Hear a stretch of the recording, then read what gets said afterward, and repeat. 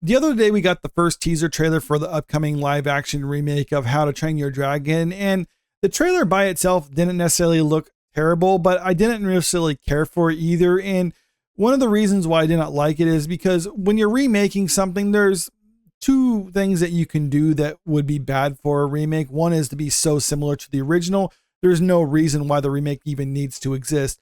The other is you're so different from the original that it's just a remake in name only. There's kind of that middle ground that needs to be had when it comes to remaking something. And I don't feel like this one's actually that case. I think it seems too similar to the original.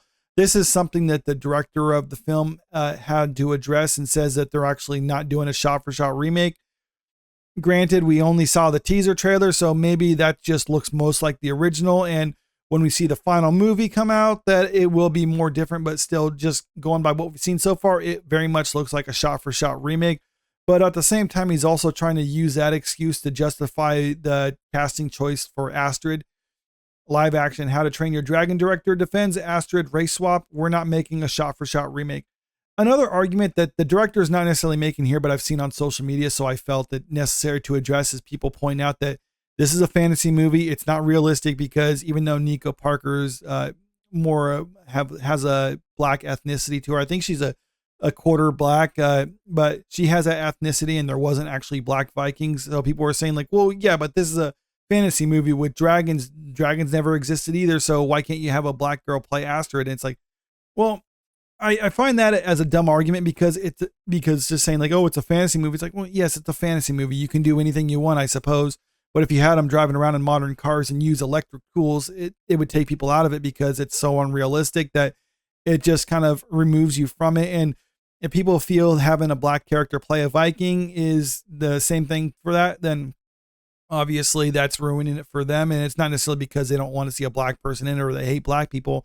It's just because it seems like it's an unnecessary choice. And this is something that the director has addressed more specifically. In response to the doge of pushback to his decision to race swap Astrid, live action How to Train Your Dragon director Dean DeBluis has argued that it ultimately does not matter if the young dragon rider's physical appearance matches that of her animated depiction because he is not trying to make a shot-for-shot remake of the original film. And I'm wondering if he's only saying this because Nico Parker, like I said, she's a quarter black, and in certain respects, or at certain images of her, she does look more like she's white. I've said before that if they just had her hair like straightened out, it was blonde, I can see her actually fitting the role a lot better.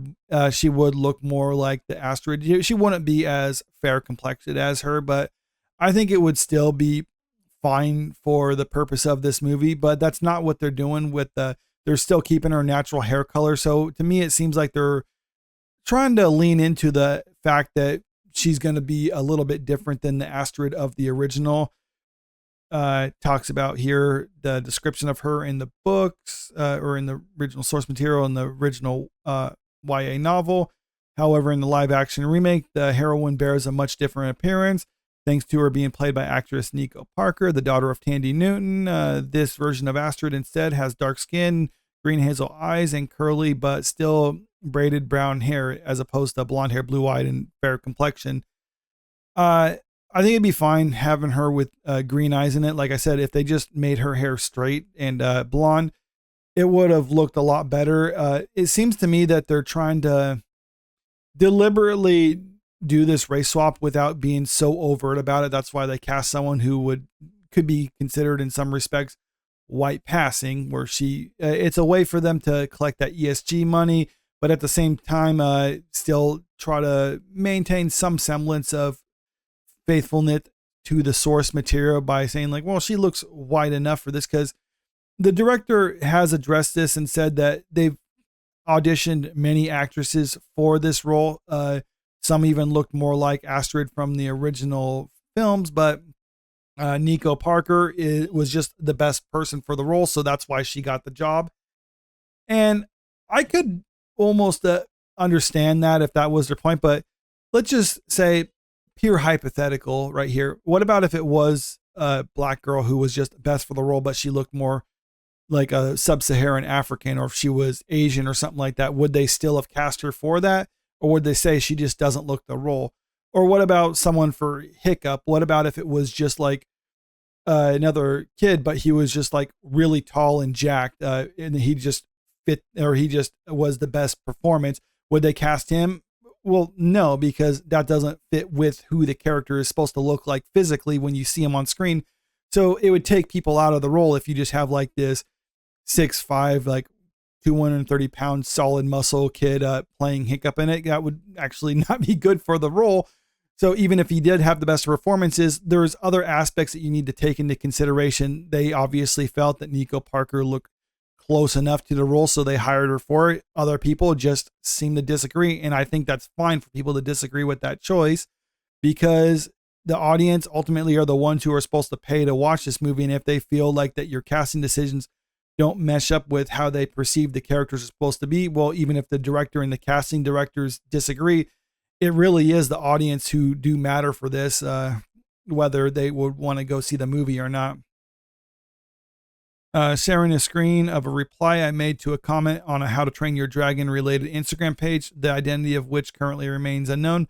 DeBlas can be seen therein affirming the declaration made by another user that Parker's casting is not about the color, it's about the acting. And this is what he wrote. Exactly, said the director. We auditioned many actors for the roles, including actors who looked like their animated counterparts, but we chose the actor who best embodied the spirit and the personality of the characters. Since the Harry Hooligan tribe in this version is made up of a descendant of the finest dragon fighters from everywhere the Vikings had ever traveled, which historically was far and wide. Vikings mixed with many cultures. So if they wanted to, according to his idea, should they have all types of ethnicities in it, even though that's not in keeping with the original? I would say no, because it doesn't seem to be in keeping with the original. Dean DeBlas did actually work on the original film. So some people would try to say like, well, he just doesn't understand the source material. It's like, well, he clearly understands the source material, but I think there is an interesting discussion to be had when it comes to at what point does the artist no longer own their own piece of artwork? Because I don't know the answer to this. This is a debate I think is kind of interesting to me, because I do believe there is a point where if you make something and put it out in the public, as the creator of it, you have the rights to do whatever you want with it. But I think when something becomes a certain part of the culture, well, then no longer it's the property of the individual creator, it's the property of the culture. And I think that creator has an obligation to it to try to be as faithful to it as possible. And if they want to change it, well, it's not necessarily theirs at that point to change it. Some people would disagree and probably say the artist always has the right to it, or some people would say the public always has the right to it. Like I said, I'm somewhere in the middle. I just don't necessarily know where that line is. I think it's a pretty big gray area. When it comes to How to Train Your Dragon, since it's become such a big part of pop culture, that I think even though he worked on the original ones, there's still an obligation he has to be as faithful to it as possible and not change it too much. But like I said at the very start of this video, from the teaser trailer, it looks like they're doing the wrong thing and being too faithful to the original, or not necessarily being too faithful, just being too similar to the original to the point where they can't even justify why you're bothering to make a live action version to begin with. Because if it's just going to be a version of the original movie but live action, well, then I'll just watch the original movie, because I don't need to watch a live action version of something that's already good. Still, we're crafting a fantasy, not historical fact, and all will be revealed in time. And then argued, we're not making a shot-for-shot remake. We just stuck close to the key moments to honor the original, which I remain very proud of. Drawing his thoughts to a close, DeBlas ultimately asserted, the teaser features a few of those moments. Instead of a completely new tale, we aim to embellish and deepen without abandoning the story that fans love. So I guess we'll have to wait and see. But like I said, people who are critical over the casting of Nico Parker as Astrid, I understand that criticism, and I have my own gripes about it. It's not necessarily that she's a black character, because I don't necessarily care who the actors are. It's just a matter of what they look like. And if she's supposed to play a white character, I think she can look like she's a white character. I just think that they should have kept with the same hair color and same hair design for it, and it would have looked much better, as opposed to what we're getting, or at least the images of Nico Parker in the role that we have seen.